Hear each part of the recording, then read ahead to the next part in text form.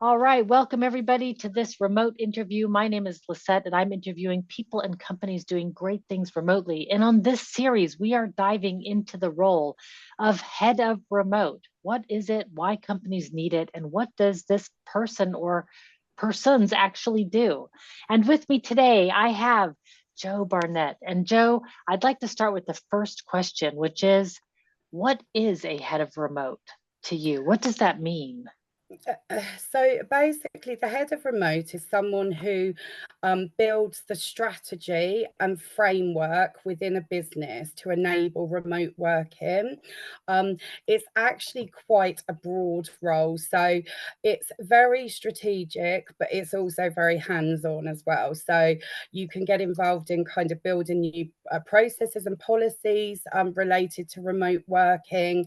Um, setting up events like retreats or all staff conferences, building communication strategy, leadership development. Leadership is very different in the remote world, and a lot of companies don't realize that. So you really do need to develop your leaders that they lead in the right way in the remote world. No more micromanagement. um, Focus very much on outcomes, goals, results.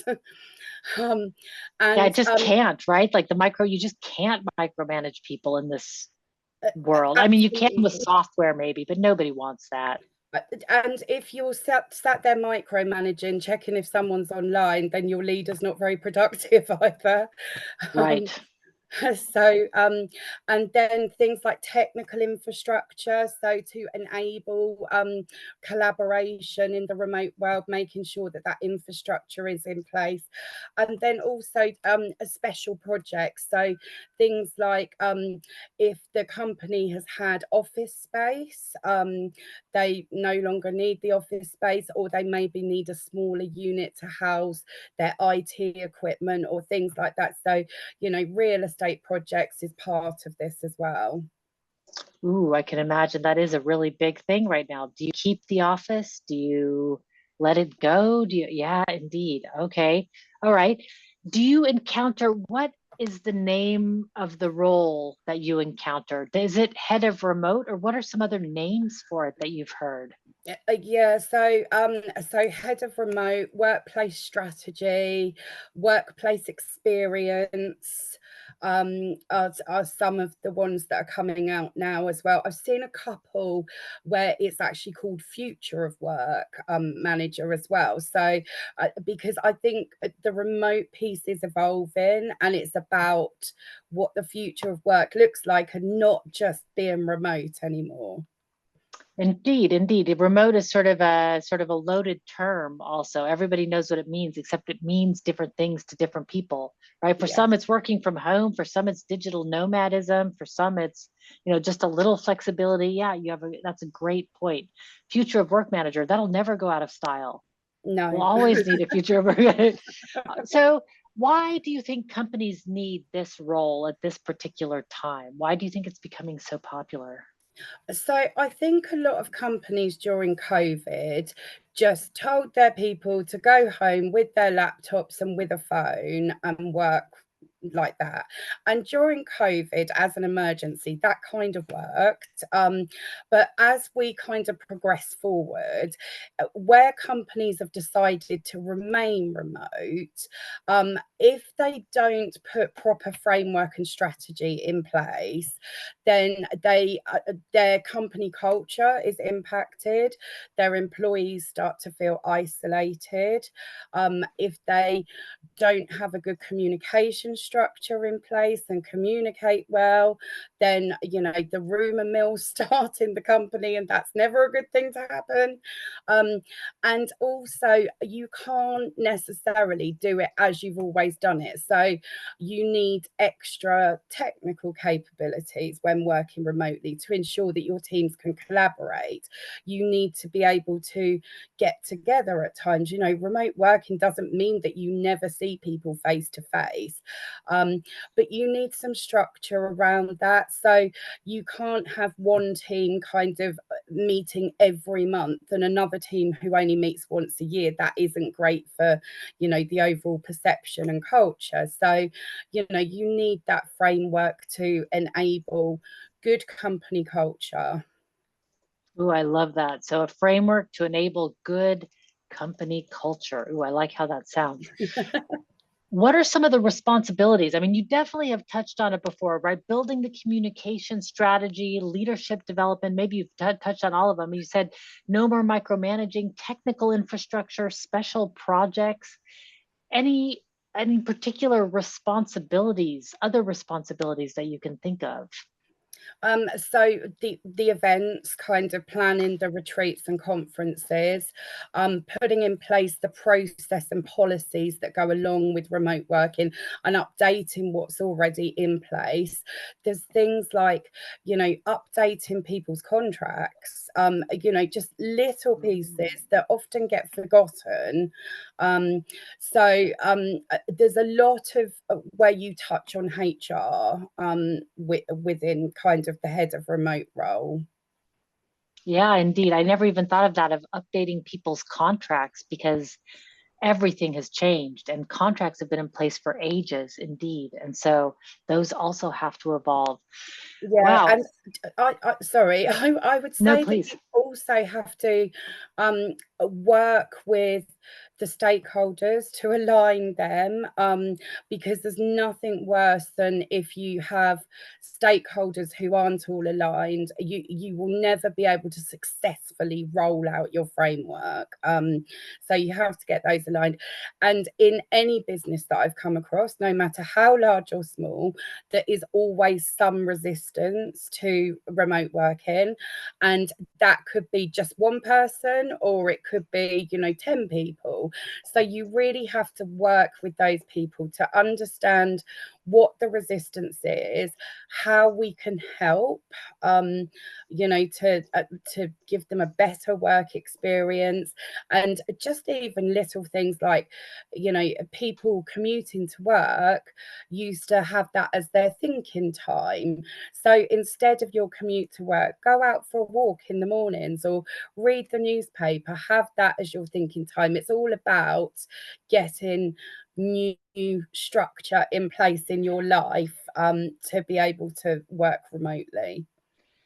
Is there a type in the organization where the resistance comes from most often? Is it like leaders, or is it random? Do you see a type? Leaders, normally you can kind of get them on board. It's more of a fear thing at a leadership level, I would say. But more often than not, the people who are actually resistant are the ones who had their office based role as part of their lifestyle. So for instance, I had one person once, who worked for me, who we were closing down the office, and she was very resistant because she actually used to cycle to work with her husband in the morning. So she felt that kind of she was losing part of her lifestyle. Oh, interesting. Right, because it was a ritual for her. And interesting. Oh, but then how is that the company's responsibility? But then again, it is, because it's affecting her role, and right, that's where the resistance. How did you solve that? So we said that we would actually do a bit of a trial to see how she got on working remotely. And she set up her own home office, like built a structure in her garden as a home office. We provided her with all of the furniture, the equipment to make it a nice space for her. And then we encouraged her to, you don't have to give up that lifestyle. You could still cycle halfway, with your husband to work in the morning and then cycle back. So it's just, there's a lot of change management, and it's really managing that change and helping people through the journey of that change. I love that. And you're sort of giving inspiration maybe in places where people are stuck themselves. Like maybe it didn't occur to her to even have her own home office or bike Yeah. halfway or, interesting. Oh, I love that. So indeed, change management. Now, as Yeah. part of all of this, though, you have to have a certain set of skills, right? Mhm. So what kind of skills do you think a head of remote has to have in order to be successful? So they have to be strategic and able to see the bigger picture. They need to be able to drive results. They need fantastic communication skills, both written, doing videos, being able to talk to the business. You have to be able to influence and also challenge the status quo. Um, and you have to have great stakeholder management to be able to influence at that level, project management as well, leadership, and change management. And you have to have a passion for people's experiences in the workplace. That's really important. I love how you say that, a passion for people's experiences, because it indeed comes all down to how people experience their work Yes. and that change in remote. So you have to really care about how people experience their work and want to help them solve Yes. whatever it is that they run into. Yeah, absolutely. And there's some instances. So, for instance, where you've got maybe younger people in your workforce who are still living at home with their parents, they haven't got somewhere proper to sit with a desk in their home. You have to find alternative solutions for them because, ultimately you're responsible for the health and safety of your employees as well. So, whether that's for those individuals finding WeWork space, co-working spaces, you have to be flexible to accommodate those kind of things.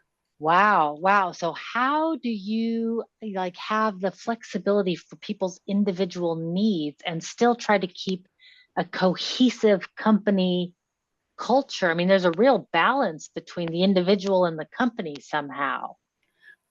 Yeah, there is. And you do kind of have to look at it from an individual perspective. And for most people, in all of the companies that I've worked with, I would say 95% of people actually like remote working as long as they have the option to have some face-to-face time. It gives them flexibility, it gives them a better work-life balance.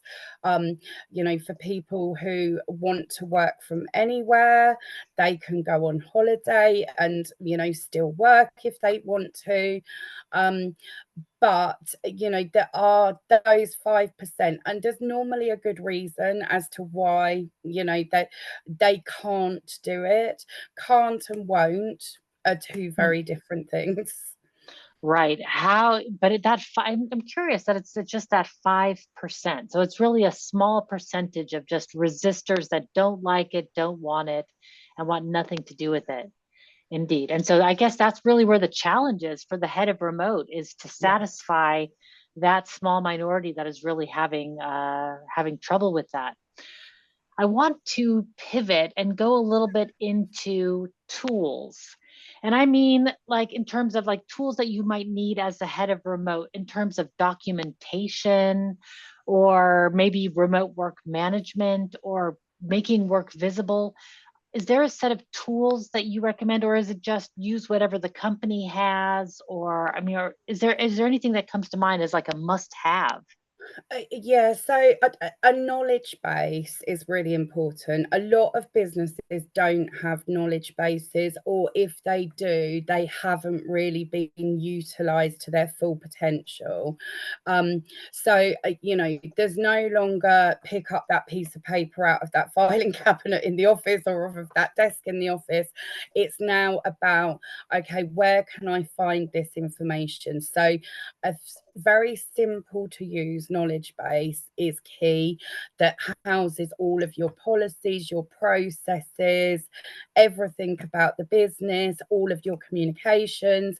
If you can have a knowledge base where you can do like videos through it, so that, you know, every so often you can have the CEO doing a video, or, you know, teams doing videos to talk about what they're doing in their teams.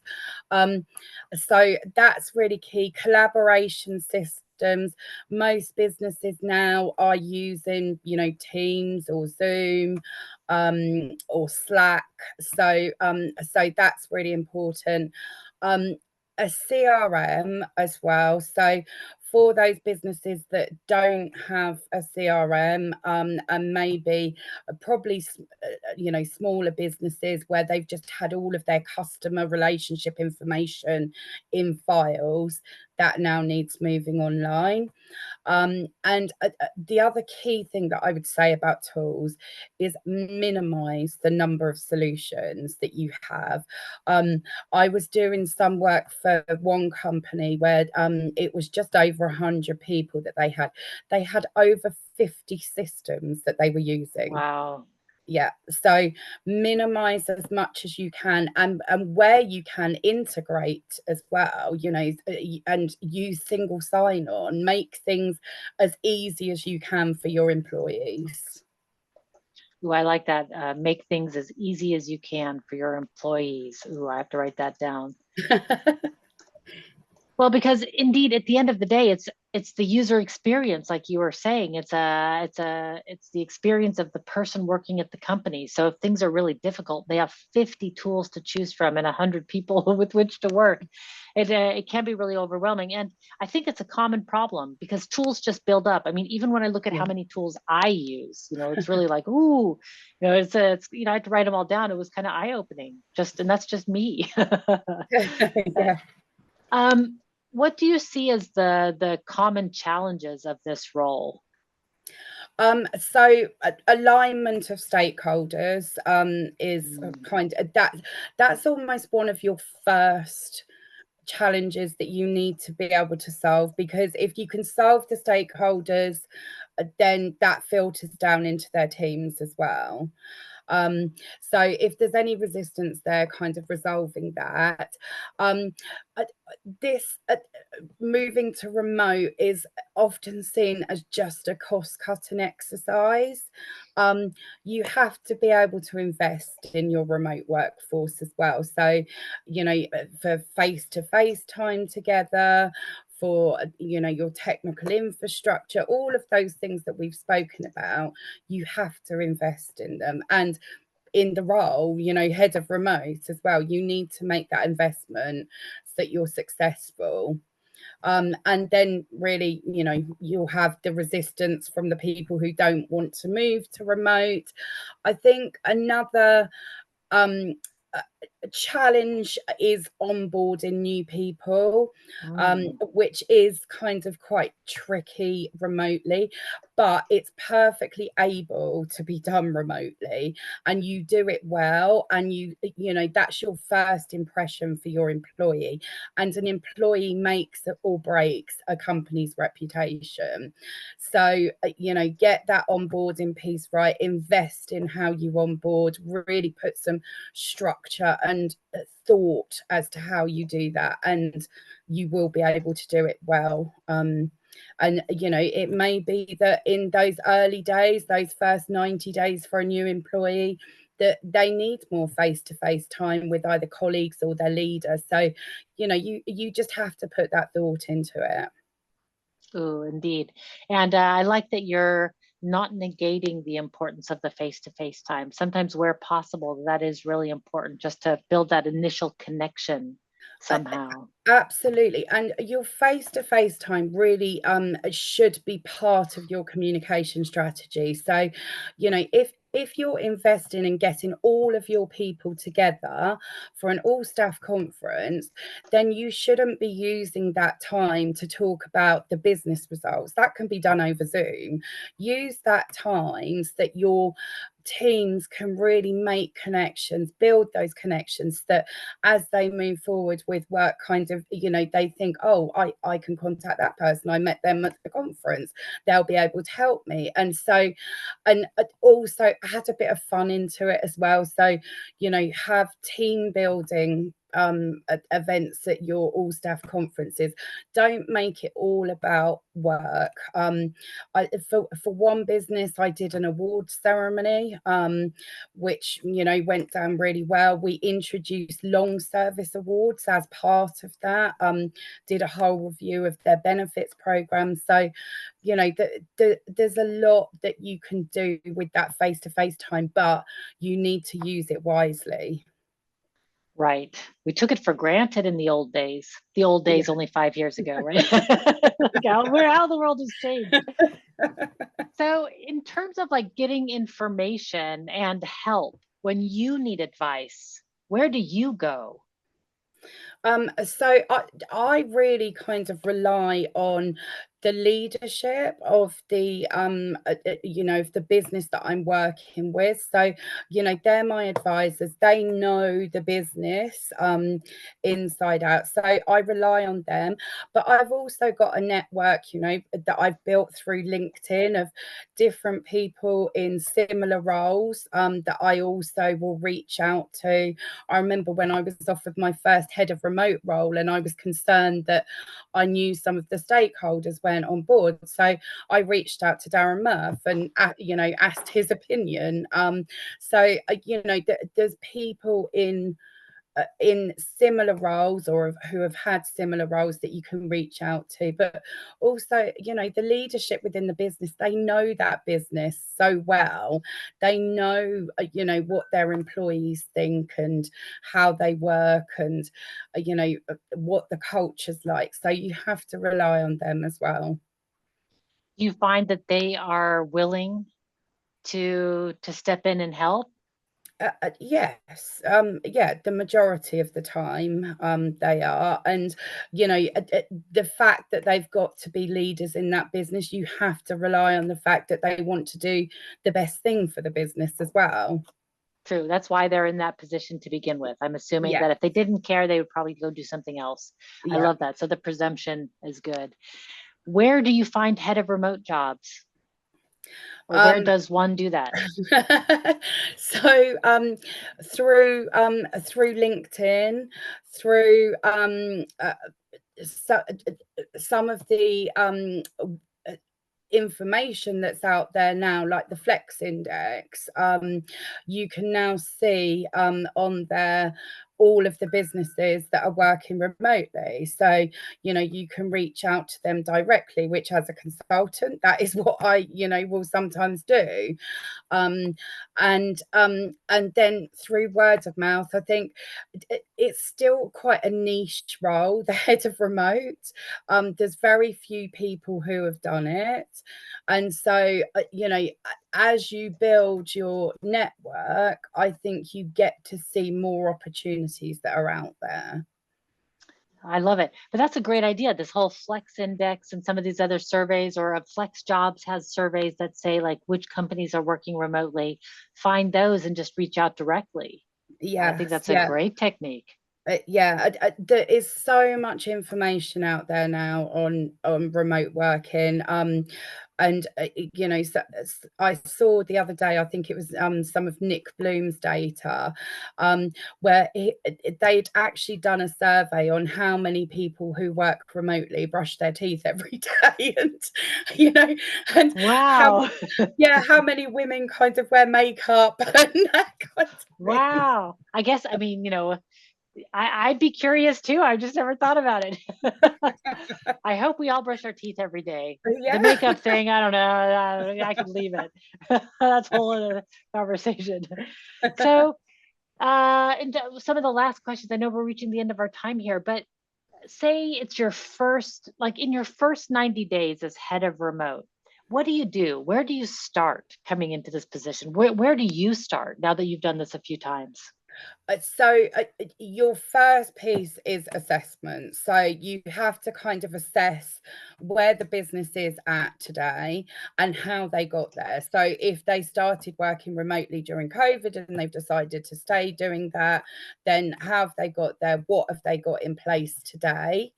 um, which will then allow you to build your framework and your plan as to what you're going to do in your first kind of 3 months, 6 months, 12 months.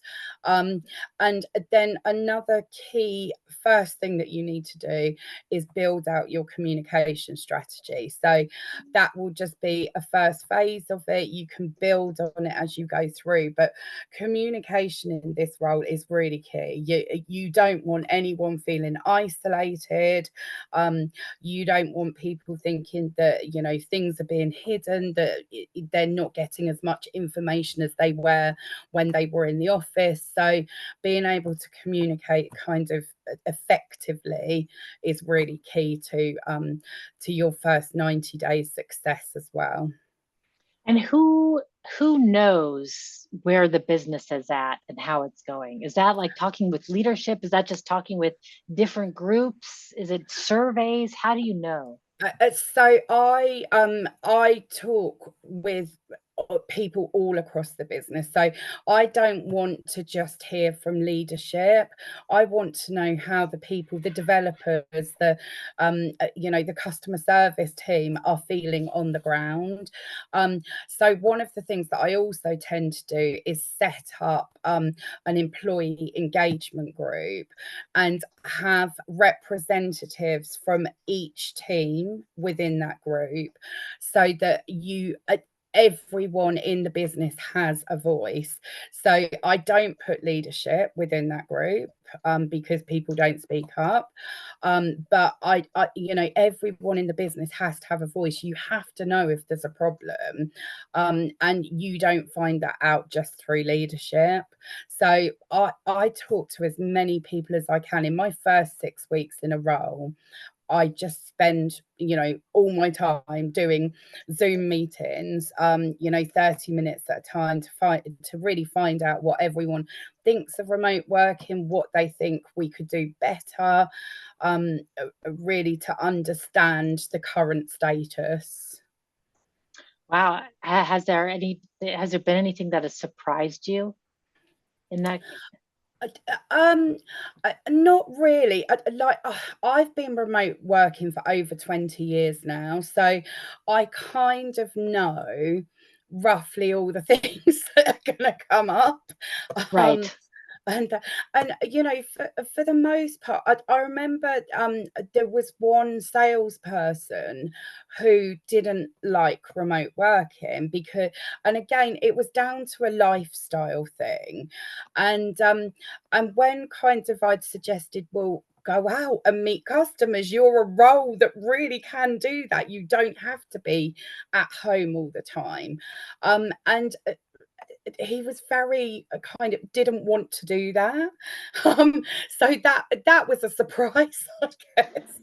It's like, oh yeah, you're a salesperson, but you don't want to meet customers. Wait a second, something else is going on. So you're Yeah, right. So I guess part of the challenge is really hearing what people say, but actually finding what the actual underlying cause is. And yeah, that might be something totally different. Like who knows what his, I mean, you probably know now, but indeed, if he's saying like, I don't want to go talk to customers, because as you were saying it, I was thinking, oh, that's right. He could go work in customer offices, like yeah. choose different customers every week or every day or something and actually make something out of that. That would be actually pretty insightful, I would think, to actually work in their office. Yeah.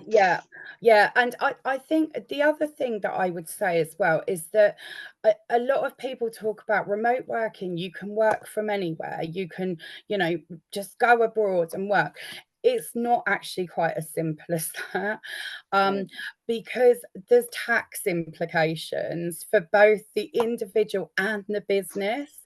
You know, if people are spending 6 months a year working in a specific country, then you have to you have to make sure that you're not liable for any corporation tax, for instance. So Right. it's, you know, it's not as simple as that. And this is exactly why you need this role, to get into the nitty gritty of all of these, you know, nuances. Right. Well, it just seems like it makes sense that in the past we had office managers who did a lot of this role within the office. And now it makes sense that the role has evolved to the remote office manager, right? Or the remote, I'm calling it head of remote, but right, the remote people manager evolution, you know, it's evolving into something new. So it's good to just recognize. Yeah, like you still need your leaders, your kind of people leaders, because head of remote doesn't manage all of the performance management process, for instance. So you Right. do still need your leaders who are there, and, you know, looking at the goals for their teams and what the results of those goals are, and measuring them based on that. So, you know, there is still really two roles there. Right. Right. This is an additional role that's needed for this new medium of work. Yeah, absolutely. And you know, the types of things that the head of remote does is not things that you would have historically had to do in your business. Right. Right. This Um, didn't exist before. Exactly. So you wouldn't have really needed someone setting up conferences or retreats for you. You know, you wouldn't have necessarily had someone who was doing like leadership, very specific leadership development, for instance. Right. Right. In this same way. It isn't Yes. right.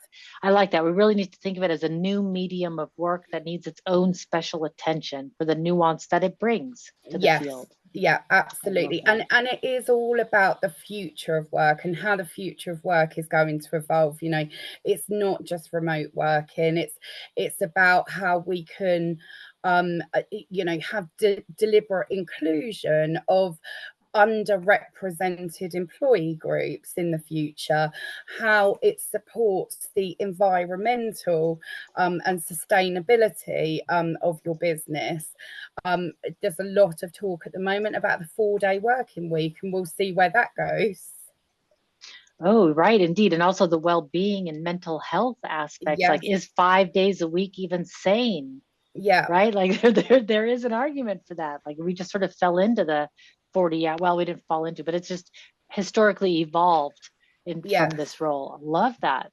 Indeed. And the climate aspects, we are seeing that this summer as everything gets really hot all over the world, right? It's yeah, yeah, something will need to be done. Something will need yes. remote work to the rescue, right? Right. Absolutely. I love it.